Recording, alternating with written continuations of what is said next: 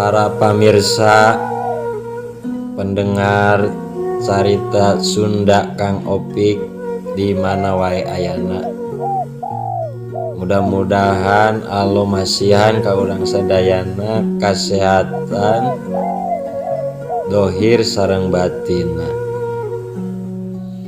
Tong poho ka para sadaya dukung ieu channel ku cara subrek.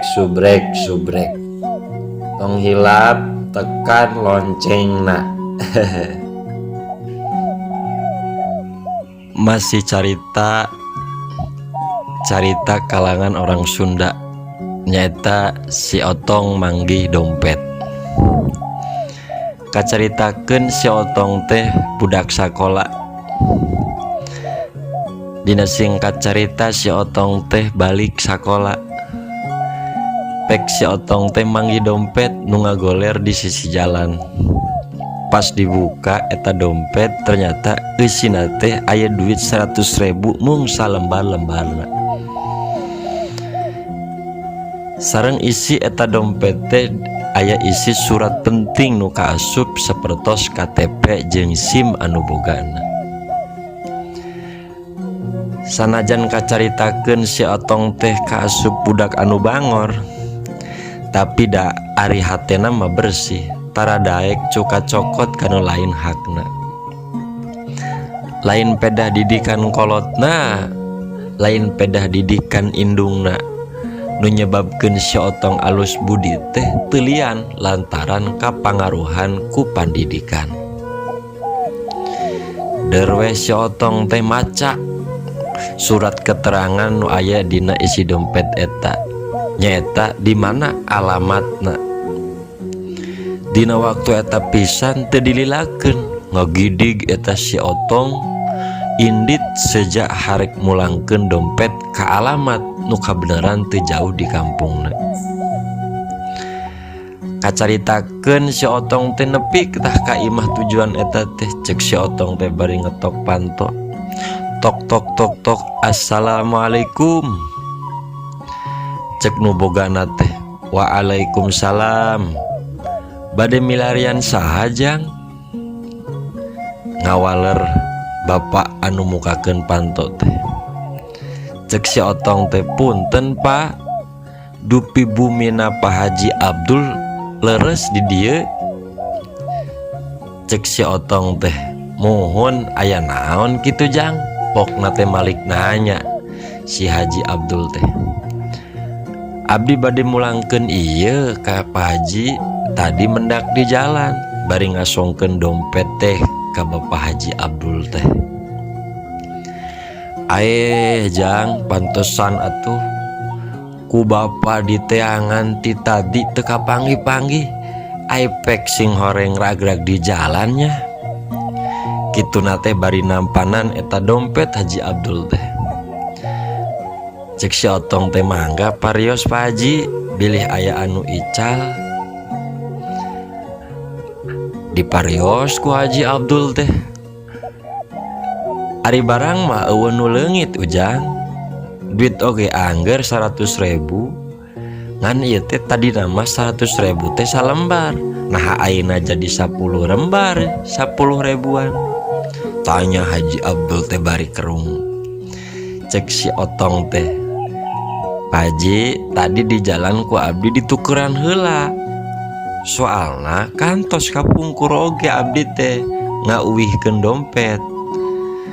Saur nu gaduhna, atur nuhun cep, punten teu aya recena. Oh kitunya. Ya makana ku abdi dilirodkeun heula jadi 10 lembar supados teu aya nyarios teu aya recehna. Nyantos atuh ya jeung ujang 20.000 nuhun.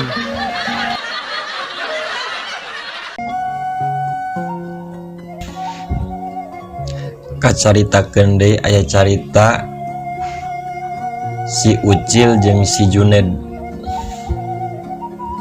Duanana keur kasmaran rek arulin ngapelan kanu jadi kabogohna. Singkat cerita si Ucil teh nanya kasih Juned, Ned di mana oi? Cek si Juned teh geus apel ngan teu jadi duh. Cek si Ucil teh geuning sarua jeung uing gerek apel ngan teu jadi. Cek si Juned teh nah maneh teu jadi. Cek si Ucil ya karek oge uing teh diuk jeung manehna. Aya jalma nu muka jendela ti luar. Nya uing kabur we da bisi salakina euy. Ari maneh naha atuh teu jadi Ned. Puguh urang oge karek-rek asup tina jendela. Cek si Juned teh nempo aya salaki keur diuk dina sofa jeung manehanana urang kabur da bisi salakina. Pok teh cek si Ucil teh ari maneh apel ka saha kitu Ned? Cek si Juned kan ini Uti. Cek si Ucil teh geuning sarua sia mah.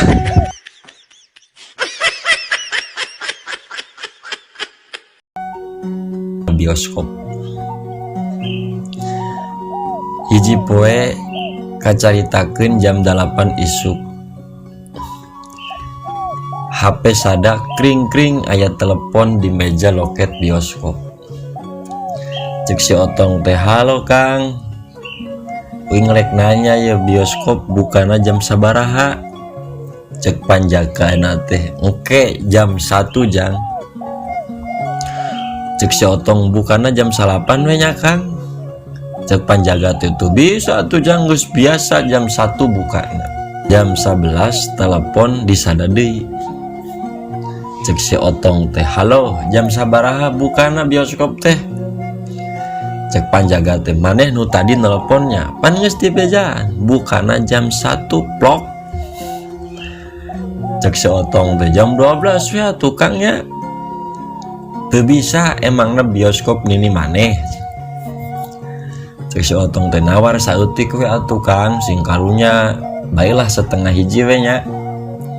Cek penjaga teh sabenerna maneh teh hayang lalajo film naon atuh plok? Muni kacida pisan hayuh we nelponan bari keheul teh eta panjaga teh. Cek si Otong teh bari ceurik teh wing ka kunci di jero bioskop Kang. Puting pas lalajo film kasarean. Tulungan atuh Kang pangmukakeun pantona wing hayang balik.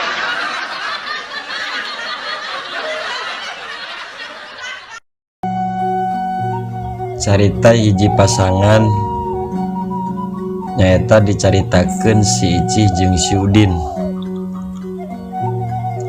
Si Udin rek mere kejutan kanu jadi pamajikanana nyaeta si Icih. Kacaritakeun si Udin teh meuli imah nu mana eta imah teh gedong anu agreng.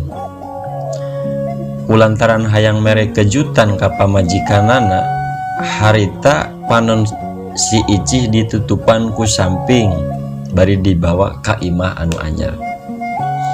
Cek si Icih teh rek dibawa ka mana Kang Icih teh make ditutupan sagala, asa heran.